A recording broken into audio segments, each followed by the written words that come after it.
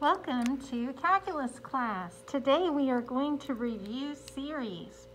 The first problem that we're going to look at together is a multiple choice problem.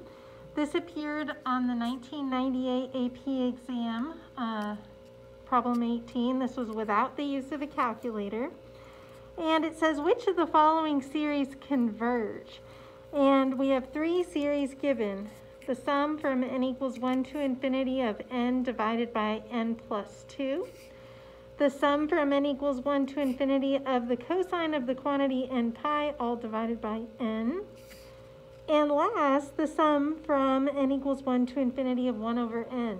So our options are none, 2 only, 3 only, 1 and 2, or 1 and 3. Okay? So this is what we're trying to figure out. So we're going to take a look at each of these three series and see if we can determine whether or not they converge using our convergence test. So the first one was the sum from n equals 1 to infinity of n over n plus 2. Now, this series rule is a rational function. And if you look at this rational function, the degree of the top and the degree of the bottom are the same. So if you look at the limit as n approaches infinity of n over n plus 2, it's going to equal the ratio of the leading coefficients, which is 1. Now, the divergence test says that the limit has to equal 0 or else it diverges. So we're going to say the series diverges by the divergence test. If the limit equals anything other than 0, it is a diverging series. The limit as n approaches infinity. Now, you don't have to show all this work on a multiple choice problem. All you really have to do is circle the correct answer. But I'm just showing you how to support your answer, should that be part of the expectation. Now the next series is the sum from n equals 1 to infinity of the cosine of n pi over n. Now, I want you to think about this numerator. We start with n equals 1, so it's the cosine of 1 pi. And then we do the cosine of 2 pi, and then we do the cosine of 3 pi, and then the cosine of 4 pi, and it obviously continues forever and ever. Now, pi is an angle on the unit circle in radians that is directly to the left of the origin. And the cosine is the x-coordinate. So on the unit circle, if you are just to the left of the origin and you're looking for the x-coordinate there, that's going to equal -1. Now 2 pi coincides with 0, the angle 0 radians, which is just to the right of the origin. So the x-coordinate there would be 1. And then at 3 pi, you're back in the same place you were at 1 pi, so that is -1, and at 4 pi, you're at +1. So notice that this is an alternating series. That numerator is just a fancy way of like doing -1 to the n power, okay? So we need to first determine, does it converge absolutely? Is it absolutely convergent? Okay, so let's check that out. If we throw this guy in absolute value bars so that it's no longer an alternating series, then that means that my numerator will always equal 1. It's never going to be -1 if I have it in absolute value bars. So this is just the sum from n equals 1 to infinity of 1 over n, which is the harmonic series, which we learned about on our very first day of series. And we learned that the harmonic series is a diverging series. So this is diverging, absolutely. But it could be conditionally convergent. So let's check for conditional convergence. It's not absolutely convergent, but an alternating series could also be, what do you call it? Conditionally convergent, which means it depends upon the fact that it is an alternating series in order to converge. So the first thing that you have to check is to see if the absolute value of the terms decreases. So we already figured out what the absolute value of this series is. It's 1 over n. So we've got 1 over 1 plus 1 over 2 plus 1 over 3 plus 1 over 4 plus 1 over 5 plus ... Yes, it looks like these terms are decreasing because as the denominator gets bigger and bigger and bigger, the overall value of the fraction is smaller. Like a third of a pizza is less than a half of a pizza. Okay, so that checks out. Now let's check the second thing we have to examine for conditional convergence, which is the limit as n approaches infinity of 1 over n, the absolute value of the original series, equal to 0. And yes, this is a rational function. It has a horizontal asymptote at the x-axis, so this function is approaching 0 as n goes to infinity. So since both of these things checked out, we're going to say yes, this series is conditionally convergent by the alternating series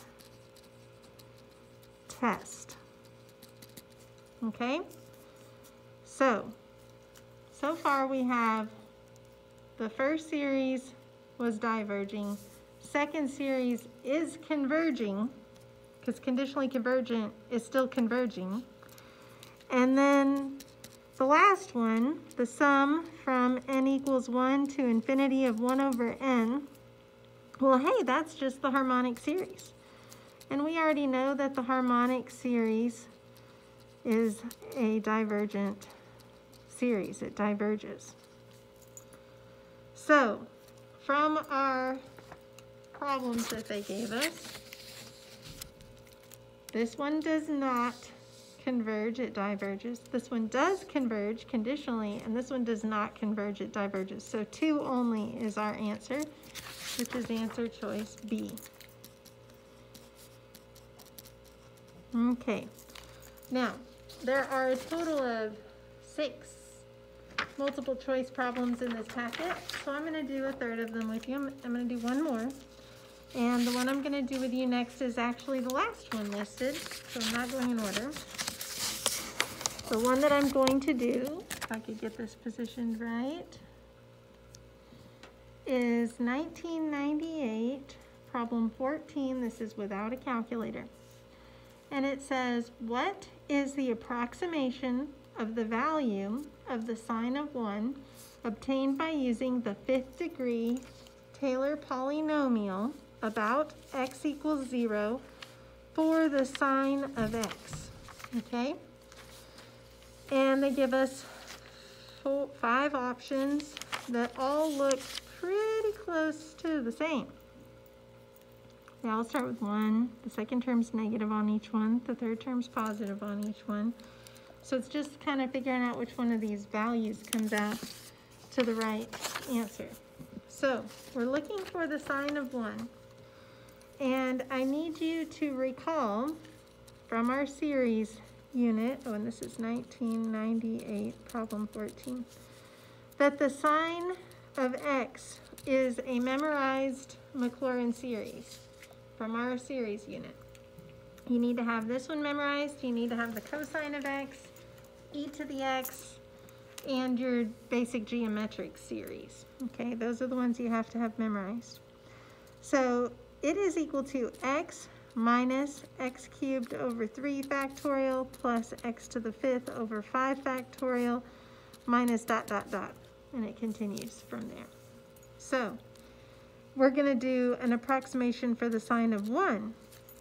And it says to do a 5th degree Taylor polynomial. So this is where the highest power of x is to the 5th power. So we're going to stop here. Okay? So we're going to plug in ones for the x's. 1 minus 1 cubed over 3 factorial plus 1 to the 5th over 5 factorial. So, oh, and I should put a wavy equals because this is approximately equal to, we're making an approximation of the value of the sign of 1. So this is 1 minus 1/6 plus 1, let's see, 5 factorial is 5 times 4 times 3 times 2. So 5 times 4 is 20, and 3 times 2 is 6. 20 times 6 is 120. Okay, so let's look back and see if that's one of our answer choices.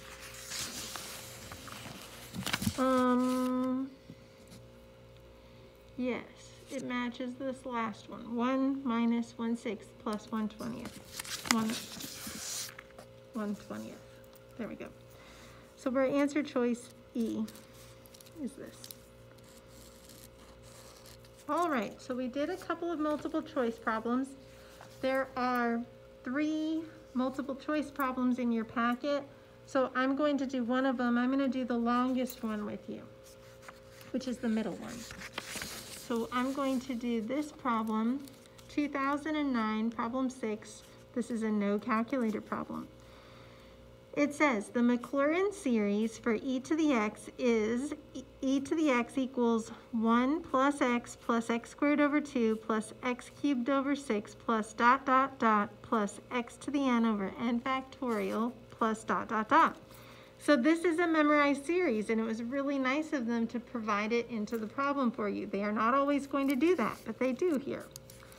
It says the continuous function f is defined by f of x is equal to e to the power of the quantity x minus 1 squared minus 1 divided by the quantity x minus 1 squared for x not equal to 1 and f of 1 equals 1. The function f has derivatives of all orders at x equals 1. And it says for part A, write the first 4 non-zero terms and the general term of the Taylor series for e to the power of the quantity x minus 1 squared about x equals 1. Okay, so we are given the Maclaurin series for e to the x. Okay, that's right here. So we're going to use that. And in order to do the Taylor series for e to the x minus 1 squared, all we're going to do is take out the x's. And we're going to replace each of the x's here with x minus 1 squared. Okay? So let me show you what that looks like. I'll start with a new piece of paper. So this is 2009 problem 6. And we're on part A. And we know that e to the x is equal to 1 plus x squared over 2 plus x cubed over 6 plus dot dot dot plus x to the n over n factorial plus dot dot dot. So I'm going to start by replacing the x's with x minus 1 squareds. So I'm going to have 1 plus x minus 1 squared plus x minus 1 squared quantity, squared over 2 plus x minus 1 squared quantity cubed over 3 factorial, which is 6. This is 2 factorial, plus dot dot dot plus x minus 1 quantity squared to the nth power over n factorial. And so then all I have to do is kind of simplify. When you raise a power to a power, you multiply the powers. So this is going to be x minus 1 to the 4th over 2 plus x minus 1 to the 6th over 6 plus dot dot dot plus x minus 1 to the 2n over n factorial. And I do need that plus dot dot dot at the end. So what I did here was I wrote the first 4 non-zero terms, 1, 2, 3, 4 of them, and the general term, which is the one on the end here, for this Taylor series. And it's a series, so it does need a dot, dot, dot on the end to show that it continues forever. Okay, part B. Let's see what they want us to do for part B. Use the Taylor series found in part A to write the first 4 non-zero terms in the general term of the Taylor series for f about x equals 1. Okay. So f. So they defined f of x here. F of x is equal to e to the x minus 1 squared, which is what we just did, but it has a minus 1 and divided by x minus 1 squared. So how do we do that? Well, f of x equals e to the x minus 1 squared minus 1 over x minus 1 squared. Well, I'm going to start with this series that I got on A and put that in place of this. So then I'm going to subtract a 1 from it, which means that 1 is coming off. And then I'm going to divide the whole thing by x minus 1 squared. So this is going to equal, the 1 is coming off, x minus 1 squared divided by x minus 1 squared. And then the next term, x minus 1 to the 4th, will be divided by x minus 1 squared. And I still have the divided by 2, but I'm going to go times a half. Or I guess I could put that 2 in front. That would probably be better.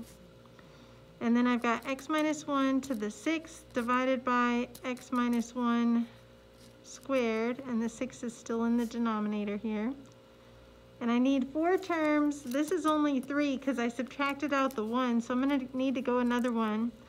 So that's going to be x minus 1 to the 8th over, let's see, 2 factorial, 3 factorial, 4 factorial.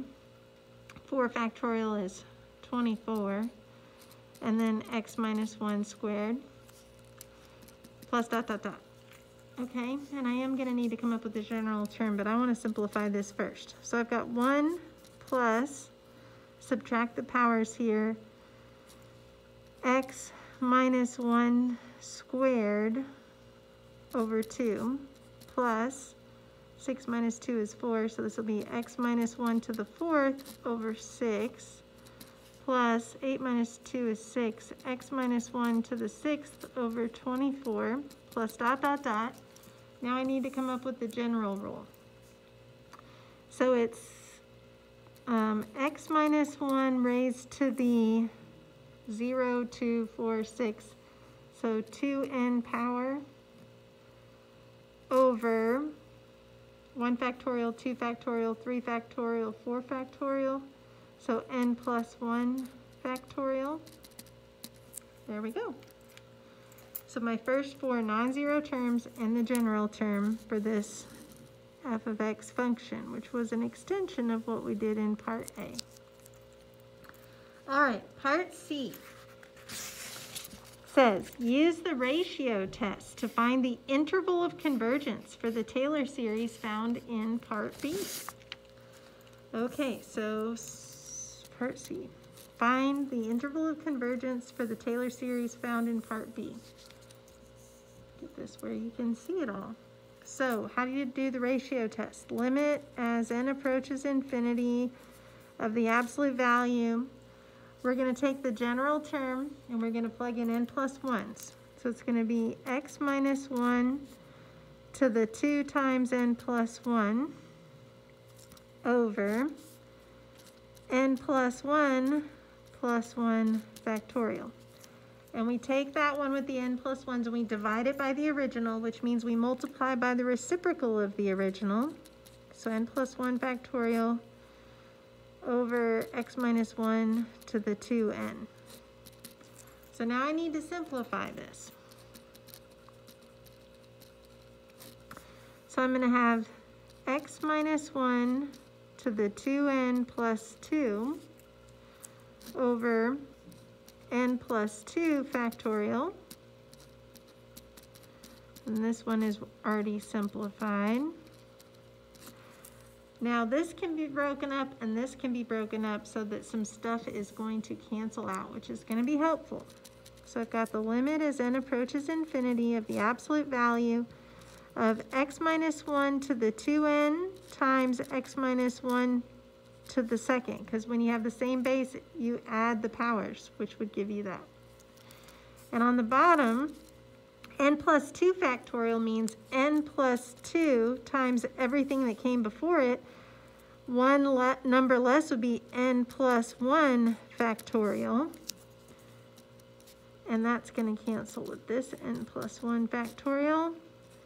And this x minus 1 to the 2n will cancel with this one. They divide out to equal 1. These divide out to equal 1. So I get the limit as n approaches infinity of the absolute value of x minus 1 quantity squared over n plus 2. Remember, whatever has the x, you can pull out in front as long as you keep it inside of the absolute value bars. So now we're just looking at 1 over n plus 2. What is the limit as n approaches infinity of 1 over n plus 2? Well, if I send that denominator to infinity, the overall value of the fraction is equal to 0. So this is, the answer to the limit is 0. So this equals 0. And remember, you take whatever answer you get from doing your ratio test for absolute convergence and set it less than 1. This isn't always a true statement. So that means it doesn't matter what value of x I have. My interval of convergence is just all values of x. So therefore, the interval of convergence is negative infinity to positive infinity. That's the answer. Okay, now we have one part left to do, part D. And it says use the Taylor series for f about x equals 1, which is what we got on B, to determine whether the graph of f has any points of inflection. Okay, points of inflection are found, if you'll remember that note card, when the second derivative changes signs. So usually you find the zeros of the second derivative and look for a sign change, okay? So we know, this is for part D, f of x is equal to 1 plus x minus 1 squared over 2 plus x minus 1 to the 4th over 6 plus x minus 1 to the 6th over 24 plus dot dot dot plus x minus 1 to the 2n over n plus 1 factorial plus dot dot dot. So we need to get the second derivative. So first we need to find the first derivative. So this is 0. 2 times a half is going to be 1 times x minus 1 to the first. We're just using the power rule here. 4 times 1/6 is 4/6, which simplifies to 2/3 times x minus 1 cubed. 6 times 1 over 24 is 1/4 times x minus 1 to the 5th plus dot dot dot plus 2n over n plus 1 factorial times x minus 1 to the 2n minus 1. Oops, let me make sure you can see all of that. All right, so there's my first derivative. Now I'm going to take the second derivative. Okay, so I've got 1 times x minus 1 to the 0 power plus 3 times 2/3 is 2, x minus 1 squared plus 5/4 times x minus 1 to the 4th plus dot dot dot plus 2n times 2n minus 1 over n plus 1 factorial times x minus 1 to the 2n minus 2. Okay, so now what do you notice about our second derivative? Everything here is positive. The entire thing is positive.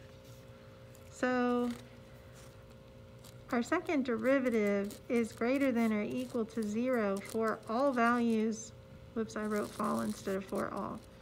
For all x values. It doesn't matter what I put in for x. These values, because keep in mind, they're like the n's, right? We start with 1 and we go up from there. These are always going to be positive. So the second derivative is always positive. So it's always going to be concave up. So f has no points of inflection.